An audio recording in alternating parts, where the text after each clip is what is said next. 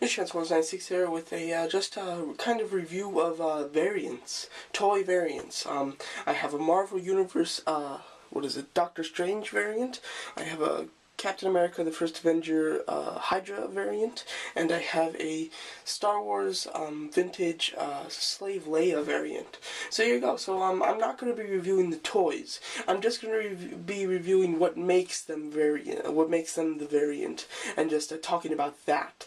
I do have the original of each of them, which is kind of neat if I can get them all in. There you go. And there you go. So yeah, so here's the original of each of them. First of all, let's just start off with the Slave Leia.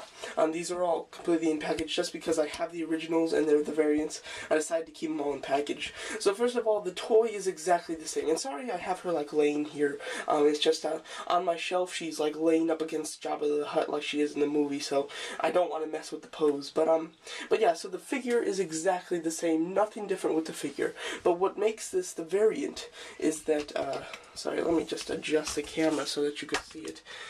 There you go, the Revenge of the Jedi. I assume most of you know that the sixth movie, or the third movie to be released, was named Return of the Jedi.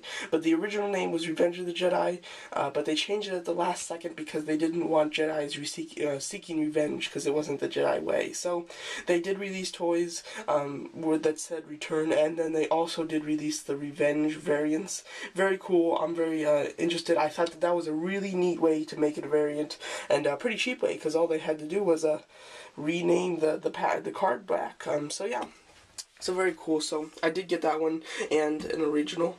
So yeah, so there you go. So that's what makes Slave Leia the variant. Now next, let's talk about the Hydra Soldier. This is pretty neat because this is the regular movie Hydra Soldier, and this is the same movie Hydra Soldier sculpt. Exact same. The only difference is the paint. It's painted in the comic version. I really thought that was a neat idea, how they take the movie figure but paint it the way that he's painted in the comics. Very interesting. Love that. The paint apps on the figure is very nice. Really just, they did a spot on job. It's got yellow gloves and yellow boots with a yellow kind of harness and yellow stripes on his head, and then the rest is kind of bright green, and then obviously the skin color, face, and a couple silver highlights.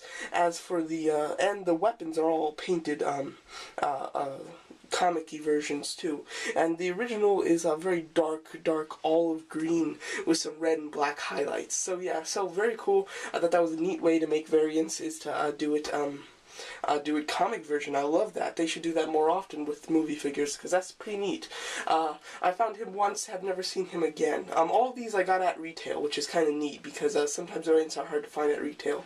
And then lastly, we have the Doctor Strange variant. As you can see, you can barely see him. The Doctor Strange variant is completely clear. It's a beautiful variant. At first I really didn't like it, but now seeing it, when I saw it in stores, it really caught my eye, because it's this kind of like pearl white clear color. It's very great. I really do love the variant.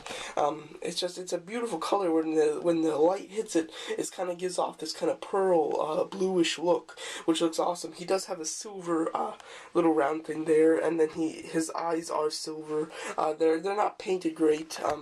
They're painted okay, but just because they're so different colored, it shows. It's kind of noticeable. But anyway, it's very cool. I think it's very different from the original.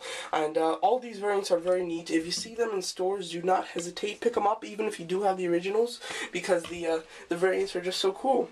Unfortunately, I wish that I could have my Absorbing Man variant up here, but alas, I don't even have him. Unfortunately, I've been having such trouble finding a Absorbing Man variant. At every single store that I go to, I look at all the Absorbing Mans, and they are all the originals. I went to one Walmart that had 6 different Absorbing Mans. I saw all of the Absorbing Man pictures, so I thought, yes, there's no way in hell there isn't a variant in this lot.